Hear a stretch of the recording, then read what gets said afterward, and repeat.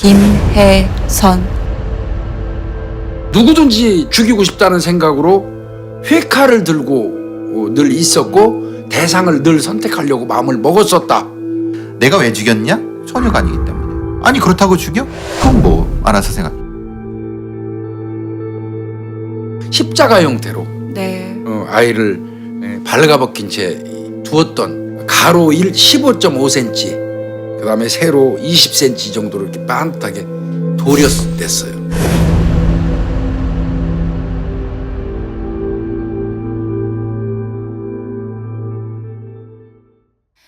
네. 한국의 살인사건 13번째 사건입니다. 분노의 아이콘의 이름입니다.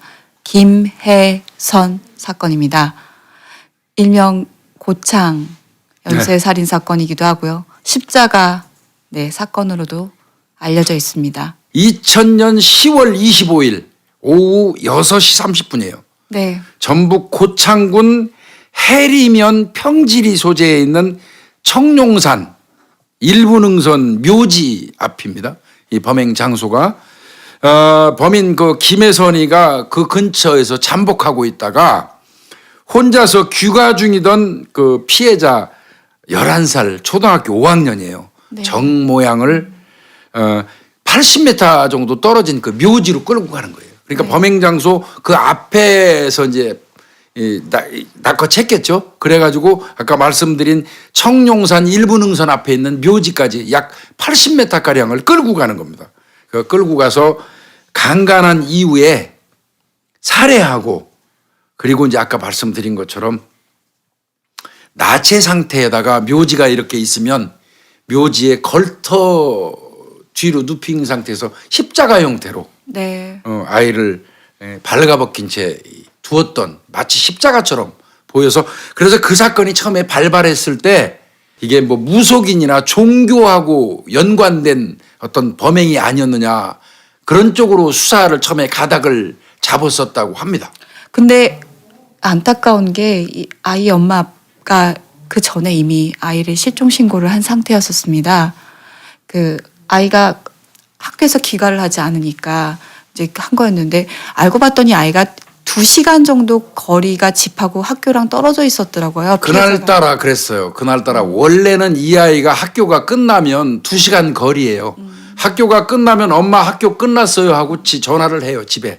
그러면 엄마가 그 전화를 받고 오케이 그러면 나도 출발하고 너도 출발해. 그래서 늘 엄마가 집에서 출발하고 아이는 학교에서 출발해서 중간 지점 정도에서 만나가지고 같이 귀가하는 형태로 그동안 이제 학교를 다녔었는데 그날 분명히 그 전화를 했어요. 친구들하고 놀고 엄마 출발한다고 이 연락을 했는데 엄마가 중간까지 갔는데도 아이가 계속 안 오는 거죠. 그래서 이제 파출소에 신고가 됐던 거고 한참 찾다가 아까 제가 말씀드린 것처럼 그런 형상으로 아이가 죽은 채 발견이 됐는데 일단은 그 액살입니다. 네. 그 사인은 이제 손으로 목을 졸랐다는 얘기고요. 천여막이 파열됐고 그리고 이제 정액 반응이 나왔습니다. 그래도 목격자에 대한 것들이 있어서 목격자 증언이 있어서 몽타주를 좀 그때는 목격자도 없었어요. 1차 사건 때는. 그럼 그 몽타주가 2차 때 몽타주였군요. 사실은 두 번째 범행이 바로 직후에 있었어요. 네. 19살 먹은 그 여성을 이 김혜선이가 뒤쫓아갔는데 계속 쫓아오니까 19살 먹은 그 이제 그 여고생이었던 걸로 알고 있는데 여고생이 눈치를 채고 도주해 버렸어요. 그랬기 때문에 도주하면서 김혜선이의 인적상을 봐둔 겁니다. 그래서 이제 아까 얘기한 몽타주 얘기도 나온 거고 목격자가 됐고 실제로 나중에 사건을 해결할 때 두 번째 살해되지 않고 도주했던 이 여학생의 그 얼굴을 봐둔 것 때문에 쉽게 입증할 수가 있었어요. 그러니까 두 번째는 명백히 이놈이 범행을 실패한 겁니다. 네. 예. 그러면 정확하게 그 실패한 미수까지 합치면 이제 세 건이에요. 네, 3건이죠. 네. 건수는 3건이고 희생자는 3명. 3명이고 하나는 네, 미수고. 네. 자, 아까 10월 25일 날 발생했다고 네. 그랬잖아요. 첫 사건이. 그리고 두 번째 여고생은 이제 그 바로 직후예요. 바로 직후인데 실패했죠. 네. 그리고 한참 지났어요. 네. 12월 19일입니다. 네. 12월 19일 날 시간은 똑같아요. 6시 30분. 이제 그때는 약 약간 그 이 장소는 변경되는데 역시 고창군 무장면 만활이라고 그래요. 만활이에서 귀가 중인 이제 그 두 사람이 있었어요. 네. 하나는 여고 2학년생 박모양이 있었어요. 17살. 그리고 그 박모양이 자기 남자 동생 중학교 1학년 13살짜리 또 박모군을 데리고 역시 똑같아요. 첫 번째 희생자처럼 이제 학교 끝나고 그 통과해서 산길을 걸어가는 겁니다. 네. 그걸 발견했어요. 이 김혜선이가. 그래서 김혜선이가 아주 교활하게 여기서 범행합니다. 아이들을 불러요. 그러니까 아이들은 둘이니까 안심하고 아저씨가 불러도 갔던 것 같아요. 맞습니다. 여자 여고생 2학년 혼자였다면 부르는데 안 갔겠죠. 뭐 물어본 게 있는 것처럼 부른 다음에 한 6m 정도 이 낭떠러지 비슷한 형태 쪽으로 유인을 해요. 그리고 뭘 물어보는 척하면서 둘을 동시에 밀어버리는 겁니다. 실제로 이제 두 사람이 떨어져 가지고 거의 의식을 잃었어요. 네. 근데 이제 먼저 이제 두 사람 중에 선정을 남자애부터 선정을 해요. 그래서 그 어린애를 그 눈을 가립니다. 눈을 가리고 양손을 묶은 상태에서 끈으로 목을 졸라서 살해해요. 그리고는 거기에서 한 500m 정도 되는 야산 쪽에 갔다가 이제 사체를 유기하고 감추죠. 그리고 난 다음에 이제 아직 이제 의식을 못 찾고 있는 그 박양, 고등학교 2학년 박양을 그 의식을 잃은 장소에서부터 한 1km 정도 되는 데로 끌고 갑니다. 그때도 노끈으로 묶고, 노끈은 미리 준비한 거죠. 네. 노끈으로 묶고 이제 또 스타킹 벗겨 가지고 또 그것도 이용하고요. 그래가지고 끌고 가서 한 소나무에다 묶어요. 그 각각 다리를 나무 2개 양쪽에 이게 묶은 상태죠. 그러니까 이제 다리가 벌어진 상태. 네. 소나무에다 묶어놓고 강간을 하죠. 네. 그때 이제 그 현장 상황을 보면 치마는 뒤집혀 가지고 가슴 위에까지 올라가 있고 다리는 각각 다른 나무에 결박돼 있고 그러니까 왼쪽은 스타킹을 벗겼다고 그래요. 왼쪽은. 노끈이 부족해가지고. 예, 그래서 그 스타킹 벗긴 걸로 또 묶고 오른쪽은 그대로 둔 상태에서 입에다가는 이제 그 목장갑으로 이 재갈을 물리고 교복은 이제 쫙 그 펼쳐놓은 상태 그리고 이제 식도입니다. 사용한 게 칼이죠. 그걸로 목을 2번 찔러서 살해를 한 겁니다. 오른쪽 허벅지살을 가로 15.5cm 그다음에 세로 20cm 정도로 이렇게 반듯하게 도렸댔어요. 그래가지고 비닐봉투에 담아서 도주를 한 건데요. 그리고 이제 이 목이라든지 다리라든지 이 음부 이런 데는 그 찌르고 이 배했다고 그러죠. 이렇게 네. 배인 상처가 다수 있는 상태에서 발견이 됐습니다. 다음 날도 발칵 뒤집혔습니다. 고창이다 보니까 큰 도시가 네. 아니잖아요. 그랬을 때 10월 달 사건도 12월 사건도 큰 이슈가 되면서 네, 적극적인 수사가 되고요. 먼저 이제 동생이 그 다음 날 발견돼요. 그렇죠. 네. 09시 20분경에 한 그 현장 원래 있던 데서 한 500m 떨어진 지점에서 그러니까 본인이 착용하고 있던 목도리로 교사를 한 거거든요. 목을 졸라서 살해한 거. 그래서 눈도 가려져 있는 상태에서 목도리로 목이 졸린 상태에서 동생이 먼저 발견이 됩니다. 예. 그 다음 날 범인은 잡힙니다. 맞습니다. 네. 그 이유가 족적을 예. 현장에 족적이 있었고요. 네. 그 족적은 이제 그 뻔하지 않습니까? 그 동네가 좁은 마을이다 보니까 족적을 이제 경찰이 발견을 했고 운동화 문양이라고 그러죠. 신발 문양. 그 문양을 추적하기 위해서 집집마다 뒤지는 거예요. 그래서 그 12월 20일 날 이 사건은 뭐 검거는 빨리 됐습니다. 그렇죠. 12월 20일 날 오후 2시경에 이 그 이제 목격자가 아까 있다고 그랬잖아요. 네. 그 저 여고생 그 목격자 진술도 있고 해가지고 피의자가 집에 가서 2시경에 검거를 합니다. 검거하고 이제 경찰관들이 제일 궁금했던 거는 그 돌연에 간 허벅지 살해 출처겠죠. 그래서 냉장고라든지 집을 엄청나게 수색을 했는데 집 안에서는 발견을 못해요. 집 주변을 뒤지다 보니까 집 앞에 있는 도랑 쪽에서 그 허벅지살 베어 간 거가 발견이 일부가 발견된 일부가 발견. 그것도 일부밖에 발견이 안 됐어요. 그러니까 15.5cm, 20cm면 상당히 한 이 정도 되지 않겠습니까? 그럼 상당히 많이 베어 갔는데 전체가 발견되는 게 아니고 일부만 발견됐어요. 그 일부에 대한 얘기는 사실 기록은 없습니다. 네, 그럼 범인의 속성, 네, 김혜선이는 도대체 누군가? 우선 이제 외모만 봐도요, 키가 175에 90kg예요. 네, 그러니까 엄청나게 이 완력은 세고 등치는 큰 거죠. 그럼 이제 이 사람의 어린 시절로 좀 이제 가봐야 될 것 같은데 가정 환경도 보기는 해야 되지 않겠습니까? 네, 그 농사 짓는 사람들 사이에서 태어났는데 아버지는 굉장히 강압적인 성격이라고 그래요. 또 어머니는 그 뭐 일반 그 안학내처럼 순종적인 어떤 전형적인 농가인데 이남 이녀 중에 얘가 장남이에요. 네, 근데 공부에는 뭐 여전히 관심 없었고요. 중학교 2학년 때 가출합니다. 가출해가지고 서울로 와버려요. 초등학교 때 얘 일화가 있기는 해요. 그러니까 이 난폭성은 있었던 것 같아요. 이게 이따 프로파일러 분들이 분석을 해줘야 할 것 같은데 초등학교 때 얘가 그 아버지한테 이제 폭행을 많이 당하다 보면 본인이 이제 그 어떤 분노 같은 게 있었던 모양이죠. 그래서 집에서 아버지에 대한 화풀이를 초등학교 때부터 했는데 기르는 개 있지 않습니까? 네. 그 개를 때려서 죽이거나, 네, 김혜선이가 아니면 그 강아지 같은 경우는 뜨거운 방으로 끌고 간대요. 그래가지고 이불을 덮어놓고 밖에서 저 불을 많이 떼가지고 그 개를 익살. 실식사 네, 이렇게 시키는 그런 짓도 했고요.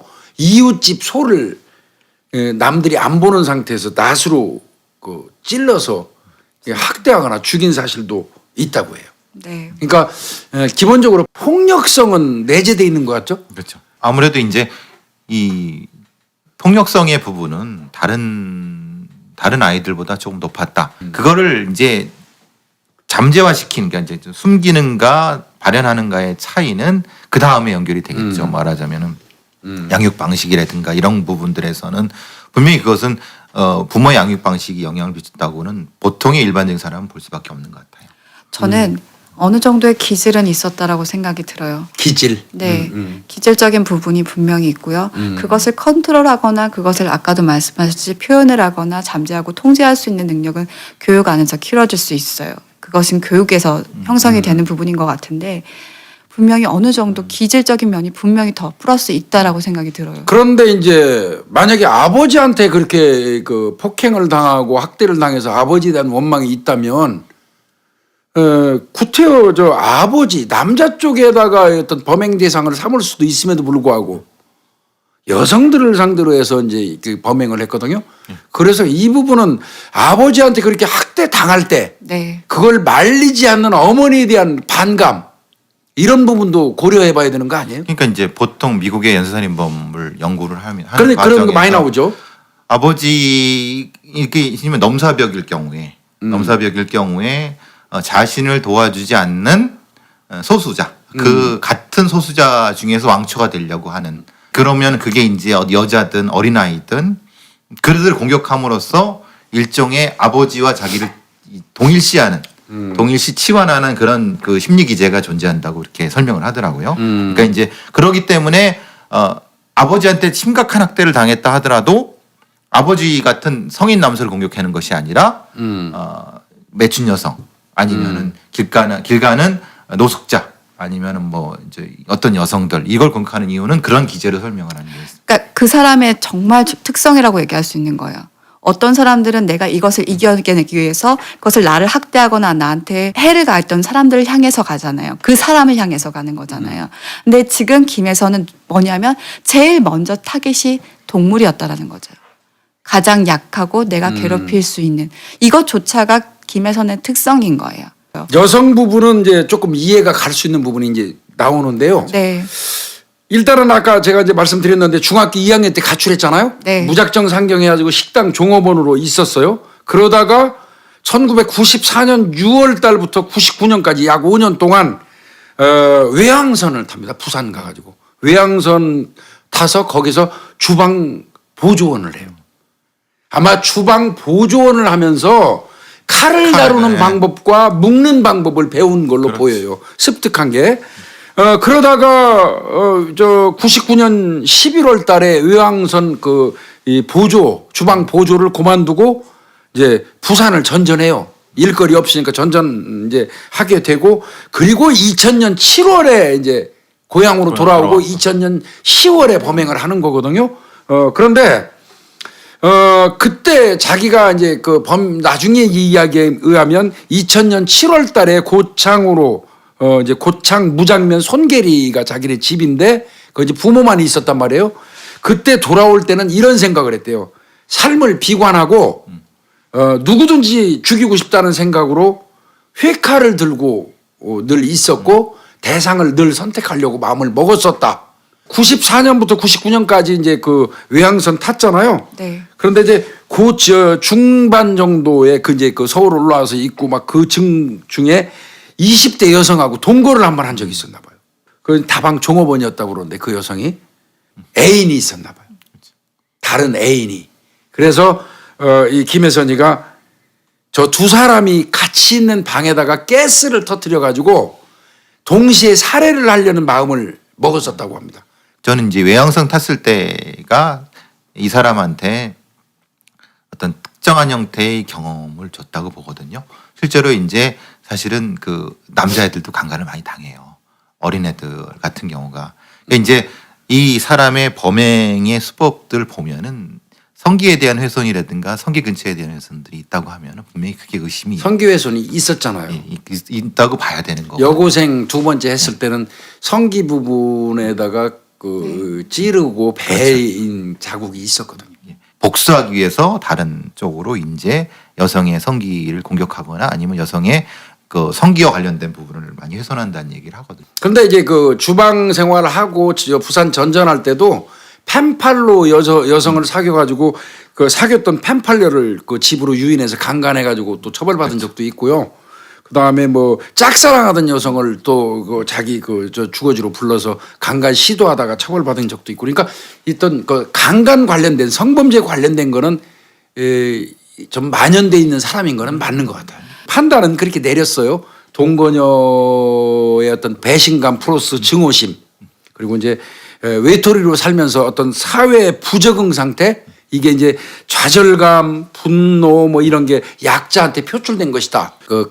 이 피해자 이 박양의 어떤 살해 이유를 묻는 그 수사관 질문에 자기가 예전에 그 동거녀가 처녀라고 인식했는데 걔도 역시 처녀가 아니더라. 난 그것 때문에 너무 화가 났다.